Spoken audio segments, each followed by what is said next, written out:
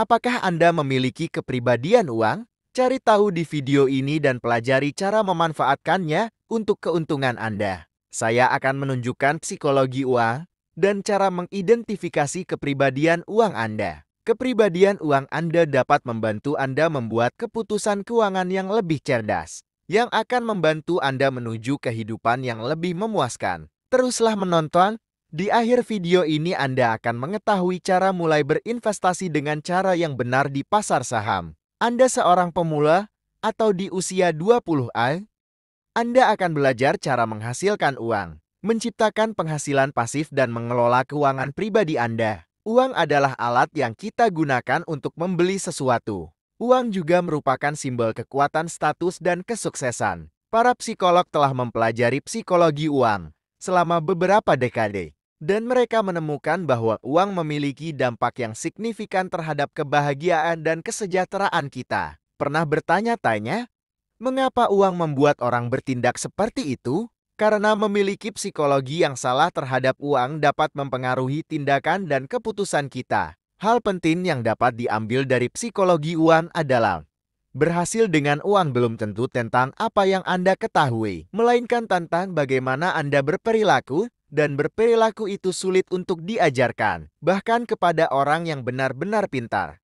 Saya akan memberitahu Anda sekarang, apa saja 5 kepribadian berbeda yang harus diidentifikasi ketika itu menyangkut uang. Ini akan membantu Anda menyadari bahwa Anda sedang di kepribadian yang mana, sehingga Anda dapat lebih memahami dalam mengelola keuangan Anda. Tentang apa itu psikologi uang dan mengapa itu penting. Yang pertama akan membantu Anda mengidentifikasi kepribadian uang Anda. Dikenal sebagai pembelanja, Anda adalah orang yang suka membelanjakan uang untuk hal-hal yang Anda inginkan. Anda tahu cara menganggarkan, tetapi Anda tidak selalu menindaklanjuti dan hidup sesuai kemampuan Anda. Kemudian pemboros adalah orang yang senang membelanjakan uang dan tidak ingin menabung apa saja. Apa konsekuensi dari menghabiskan terlalu banyak uang untuk hidup di luar kemampuan Anda? Dan pengeluaran yang berlebihan dapat menyebabkan dampak negatif pada kesehatan finansial Anda, seperti siklus terlilit hutang dan bunga, sehingga Anda tidak dapat menabung untuk masa pensiun. Pindah ke kepribadian uang berikutnya, dan itulah yang paling hemat. Kamu adalah orang yang suka menabung dan tidak suka membelanjakannya untuk hal-hal yang tidak kamu perlukan. Kamu adalah orang yang menabung untuk hal-hal yang kamu inginkan. Kamu jarang berbelanja secara royal, dan kamu tahu caranya. Kepribadian pemboros dan penabung sering dianggap sebagai dua kutub yang berlawanan dan sulit berhubungan satu sama lain.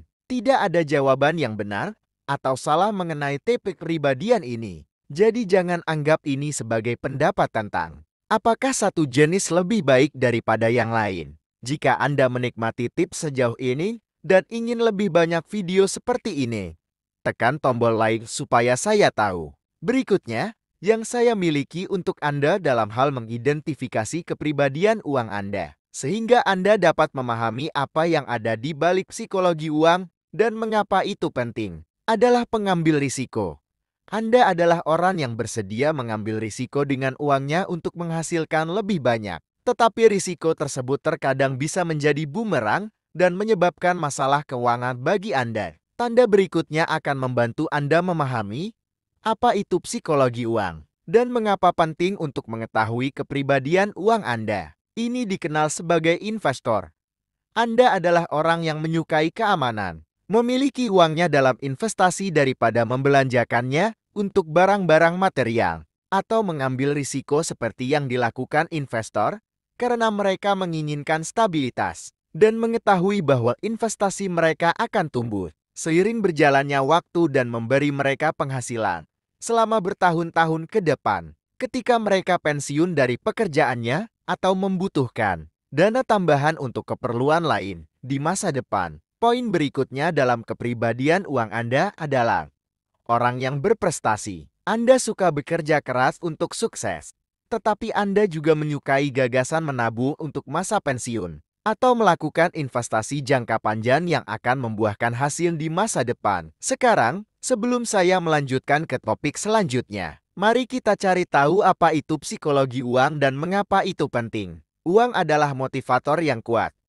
Uang dapat digunakan untuk mendorong perilaku orang dalam pengambilan keputusan, tetapi juga dapat menjadi akar dari banyak emosi negatif dan kebiasaan merusak. Ada 4 tipe utama kepribadian uang yang perlu kita waspadai, sehingga Anda dapat menggunakannya secara efektif dalam hidup Anda untuk menghindari jebakannya. 4 tipe utama kepribadian uang adalah: 1. Kepribadian saya sangat miskin. Orang-orang ini akan melakukan apa saja untuk mendapatkan uang dan menghindari hutang dengan cara apapun. Mereka mungkin lebih cenderung mengambil pekerjaan yang tidak mereka inginkan atau bekerja lebih lama hanya untuk memenuhi kebutuhan hidup. Kedua, bahwa uang adalah segalanya. Kepribadian orang-orang ini hanya akan bekerja untuk pekerjaan dengan gaji tertinggi dan seringkali fokus terhadap mendapatkan penghasilan cepat kaya yang dapat mengarah pada keputusan sembrono, seperti berjudi atau mengikuti investasi bodong. Ketiga, kepribadian saya sangat kaya. Orang-orang ini adalah kebalikan dari tipe pertama, akan menghabiskan uang tanpa memikirkannya, sering untuk membeli mobil, pakaian, dan rumah mewah yang mereka bisa tidak mampu membayar. Keempat, uang hanyalah alat. Kepribadian orang-orang ini tidak terlalu peduli dengan uang dibandingkan dengan hal-hal lain dalam hidup seperti kebahagiaan keluarga atau kesehatan mereka. Saya mengundang Anda untuk meninggalkan komentar Anda di bawah jika Anda mengetahui 4 tipe utama kepribadian uang ini. Sekarang mari kita beralih ke topik berikutnya, tentang cara mulai berinvestasi dengan cara yang benar di pasar saham. Apakah Anda seorang pemula atau berusia 20-an? Berinvestasi di pasar saham bisa menjadi proses yang rumit jika Anda adalah seorang pemula. Namun ada beberapa cara sederhana untuk mulai berinvestasi di pasar saham. Penting untuk menemukan strategi yang Anda pahami dan patuhi. Berikut adalah beberapa tips untuk membantu Anda memulai. Ketika berinvestasi di pasar saham, penting untuk tetap berpegang pada strategi tersebut. Kemampuan Anda hindari memaksakan diri secara berlebihan dan memasukkan uang ke dalam investasi yang akan menghasilkan laba atas investasi Anda. Ada baiknya buatlah rencana investasi dan jangan mencoba berimprovisasi setelah Anda berinvestasi di pasar saham. Penting untuk tidak membuat keputusan di menit-menit terakhir saat berinvestasi. Seperti ini bisa jadi kesalahan yang mahal. Menyiapkan dana darurat untuk diri Anda sendiri, sehingga apapun yang terjadi, Anda akan memiliki sejumlah uang yang dihemat. Banyak orang mungkin diberitahu untuk berinvestasi di pasar saham sebagai cara untuk menghasilkan banyak uang. Kenyataannya adalah hal ini tidak selalu terjadi. Mungkin dan siapapun yang berpikir saham mereka bisa menjadi kaya melalui investasi, Anda harus berpikir 2 kali tentang hal ini. Kenyataannya adalah banyak orang yang mencoba untuk mendapatkan kekayaan mereka melalui pasar saham, tetapi pada akhirnya kehilangan lebih banyak uang daripada hanya menaruh kepercayaan mereka dalam investasi lain seperti rekening tabungan obligasi atau anuitas. Masalahnya adalah banyak orang yang mencoba meraup keuntungan melalui pasar saham dengan membeli dan menjual saham secara tiba-tiba yang seringkali menimbulkan spekulasi dengan sedikit pengetahuan tentang apa yang mereka lakukan. Jika Anda mau untuk menjadi kaya, Anda harus mempertimbangkan untuk menginvestasikan uang Anda dengan cara lain daripada mencoba berspekulasi dengannya di pasar saham. Jika Anda masih tertarik untuk berinvestasi di pasar saham, langkah-langkah ini dapat membantu Anda memulai dengan aman dan mempelajari dasar-dasar berinvestasi di pasar saham. 1. Membuat akun baru yang khusus untuk berinvestasi. 2. Memahami bagaimana risiko memengaruhi pilihan investasi Anda. 3. Menentukan strategi investasi mana yang paling cocok untuk Anda gunakan. 4.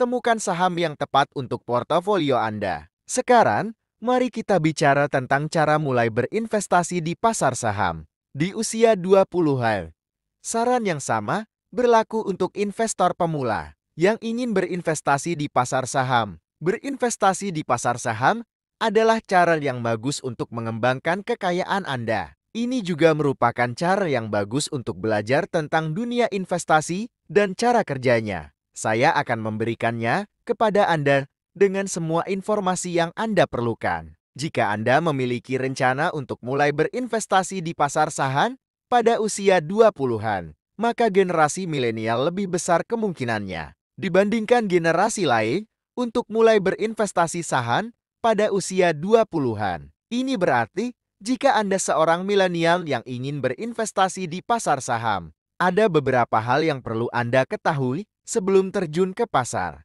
Hal pertama tentang berinvestasi di saham adalah adanya risiko yang terkait dengannya, sama seperti investasi lainnya. Hal kedua tentang berinvestasi adalah butuh waktu untuk uang Anda untuk tumbuh sebanyak 10 tahun atau lebih. Tergantung pada perusahaan mana dan jenis investasi apa yang Anda pilih. Ketiga, jangan menginvestasikan lebih dari 10% portofolio Anda pada mata uang kripto. Nilai mata uang ini yang berfluktuasi dengan cepat menjadikannya investasi yang berisiko. Bagi banyak orang yang memilih mata uang tersebut, lakukan riset sendiri sebelum memutuskan apakah berbagi ide di sini merupakan investasi yang baik untuk Anda atau tidak. Mari kita bahas tentang cara menghasilkan uang dan menciptakan penghasilan pasif. Ada banyak cara untuk menghasilkan uang dan menciptakan penghasilan pasif. Membutuhkan lebih banyak waktu meskipun hal lain dapat membuat Anda lebih pasif daripada aktif.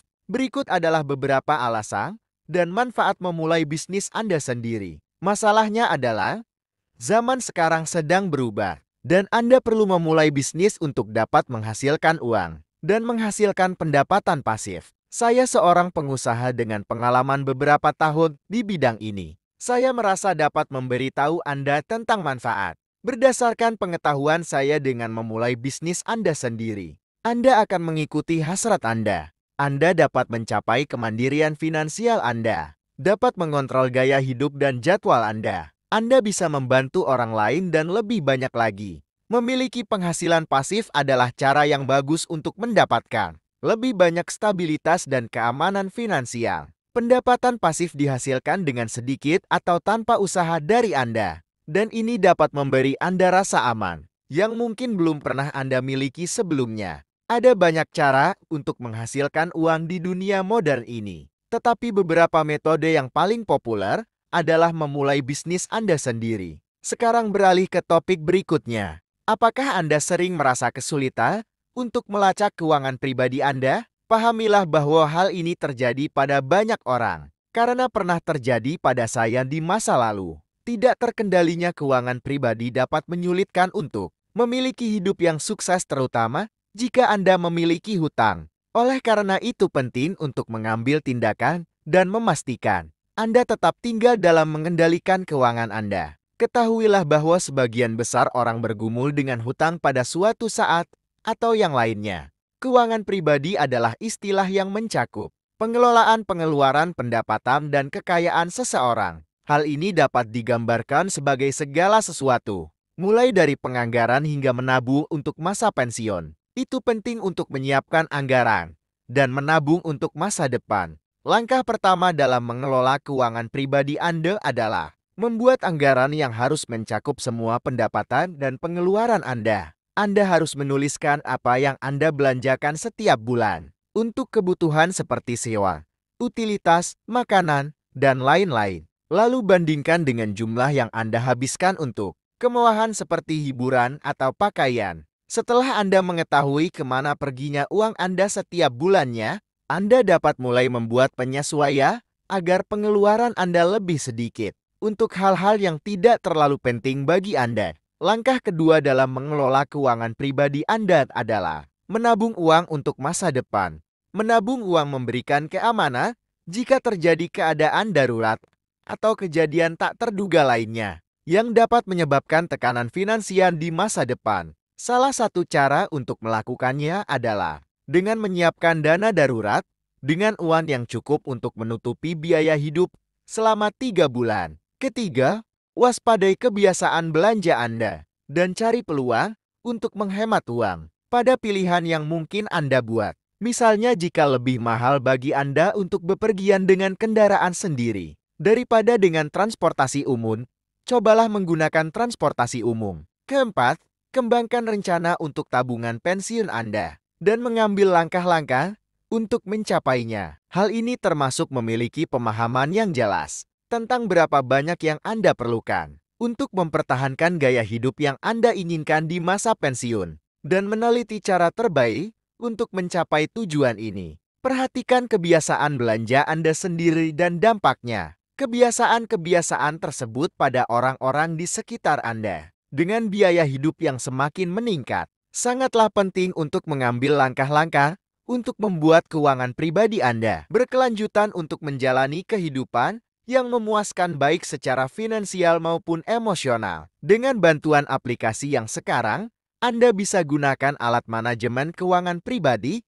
untuk mengendalikan keuangan Anda. Anda dapat melacak kebiasaan belanja Anda, menetapkan anggaran, dan mendapatkan peringatan di ponsel Anda. Anda bisa menjadi lebih miskin atau bahkan bangkrut jika Anda tidak memiliki kendali atas keuangan pribadi Anda. Saya pernah ke sana, saya tahu bagaimana rasanya. Saya pikir saya telah mencoba sedikit dari segalanya, sehingga saya dapat memberikan beberapa saran untuk membantu Anda membimbing diri Anda sendiri. Kontrol yang jelas atas keuangan Anda adalah kunci untuk tidak kehilangan uang sepenuhnya. Kurangnya pengetahuan keuangan dapat menyebabkan pengambilan keputusan yang buruk tentang uang Anda dan tidak tahu kapan harus berhenti berbelanja. Ada banyak alasan berbeda mengapa uang dapat memengaruhi perilaku kita dengan cara yang berbeda-beda, tetapi semuanya bermuara pada orang tersebut dan cara mereka memandang diri mereka sendiri. Sejauh ini saya telah membagikan cara mulai berinvestasi yang benar di pasar saham, bagaimana menghasilkan uang untuk menciptakan pendapatan pasif dan mengelola keuangan pribadi Anda. Jika Anda ingin mempelajari lebih lanjut tentang kepribadian uang, tonton video saya berikutnya yang dimana saya akan membahas lebih dalam tentang 11 kebiasaan yang merubah hidup Anda sehingga Anda dapat mempelajarinya. Silakan berlangganan ke channel ini dan tinggalkan komentar tentang pemikiran Anda untuk video hari ini. Terima kasih telah menonton video ini dan saya akan lihat Anda di video saya berikutnya.